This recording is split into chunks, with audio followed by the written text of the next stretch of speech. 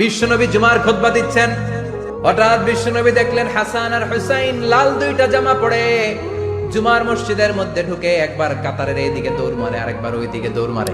ছোট বাচ্চাদের এরকম দৌড়াদৌড়ি আছে না নাই? ছোট বাচ্চাদেরকে মসজিদে ঢুকতে দেন তো না বের করে দেন? বের করে দেয়, সর্বনাশ। বাচ্চাদেরকে মসজিদ থেকে বের করবেন না, কখনোই বের করবেন না। তুরস্কের বিভিন্ন মসজিদে বড় বড় ফেস্টুন দিয়ে লেখা থাকে, তারাবির নামাজে, জামাতের নামাজে মুরব্বীরা যখন সামনে নামাজ পড়বে, পিছন থেকে যদি ছোট বাচ্চাদের চিল্লা চিল্লি আর কিচির মিচির শব্দ শুনতে না পাওয়া যায়, তাহলে ভবিষ্যৎ প্রজন্ম নিয়ে আপনারা চিন্তিত থাকুন।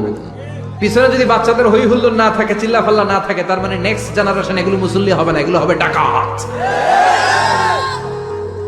এজন্য এরা বিভিন্ন প্রজেক্ট চালু করেছে। 40 দিন টানা ফজরের নামাজ যে ছোট বাচ্চারা মসজিদে এসে পড়বে, ওই প্রজেক্টের আওতা থেকে একটা করে সাইকেল দিয়ে দেওয়া হচ্ছে। সুবহানাল্লাহ কইবেন না? কুয়েতে আরেকটা প্রজেক্ট করছে, ফজরের নামাজে মুসল্লি নাই। কুয়েতের এই প্রজেক্ট হচ্ছে marriage project, second marriage project, দ্বিতীয় বিবাহ প্রকল্প। কি কাজ এই প্রকল্পের? তারা ঘোষণা দিল, মসজিদে ফজরের সালাতে মুসল্লি পাওয়া যায় না, তো যারা যারা ফজরের নামাজে মসজিদে আসবে না, টাইমলি আসবে না, তাদেরকে মসজিদের টাকা দিয়ে মসজিদের অর্থায়নে দ্বিতীয় বিবাহের ব্যবস্থা করে দেওয়া হবে। এই ঘোষণা দেওয়ার পর থেকে ওই এলাকার কোন মহিলার তাহাজ্জুদ মিস হয় না। ফজর তো অনেক দূরে, তাহাজ্জুদের সময় থেকে হাজবেন্ডে ডাকা শুরু করে, মসজিদে যাও, তাড়াতাড়ি তাড়াতাড়ি কোথায় যাও, কারণ মসজিদে না গেলে দ্বিতীয় বিয়ে আছে না নাই? সুবহানাল্লাহ কইবেন না? What a project, what a project, কত চমৎকার প্রজেক্ট। এই প্রজেক্টগুলো নেওয়ার দরকার আছে না নাই? এজন্য ছোট বাচ্চাদেরকে মসজিদ থেকে তাড়িয়ে দেয়া যাবে, এদেরকেও নিয়ে যাবে। এরা হাসতে খেলতে চলতে ফিরতে, আমি বাইরের যত জায়গায় তারাবি পড়েছি, অনেক দেশে তারাবি পড়েছি রামাদানে, ছোট বাচ্চারা পিছনে অনেক কিচির মিচির করে। হঠাৎ অ্যানাউন্সমেন্ট দেয়, বাবা মারা ছেলে মেয়েদেরকে শান্ত করেন। কিছুক্ষণ শান্ত, 2 রাকাত পরে আবার চিল্লাচিল্লি, আছে না নাই? তো ওরা যদি না চিল্লায়, ওরা যদি লাফালাফি না করে, লাফালাফি কি 80 বছরের মুরব্বী করবে? কথা কয় না। মুরব্বী লাফালাফি করলে এটা মানাবে? ছোট বাচ্চারা লাফালাফি করবে, একজন আরেকজনের কামড় দিবে, কাঁচের গ্লাস ভাঙবে, এটাই পৃথিবীর সৌন্দর্য। চিল্লায় বলেন ঠিক কিনা?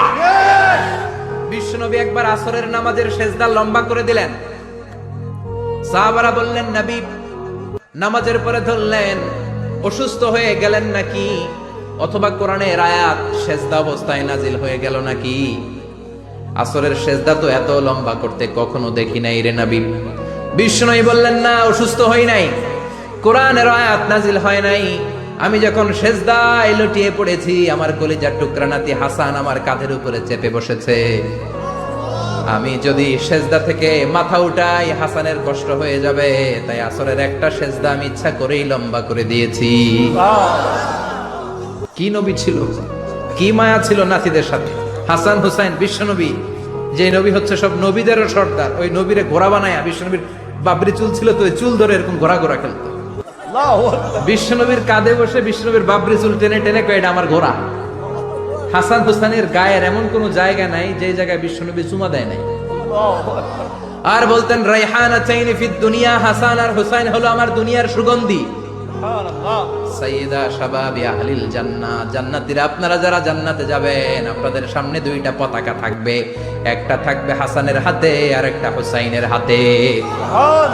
বিশ্বনবী মসজিদে নববীতে জুমার খুতবা দিচ্ছেন, হঠাৎ হাসান আর হুসাইন লাল 2টা জামা পরে কাতারের মধ্যে দৌড়াদৌড়ি শুরু করলেন। বিশ্বনবী খুতবা থামিয়ে দিলেন, মিম্বার থেকে নেমে হাসান হুসাইনকে 2 হাতে টানতে টানতে মিম্বারের উপরে নিয়ে আসলেন, যাতে মুসল্লিদের ডিস্টার্ব না হয়ে যায়।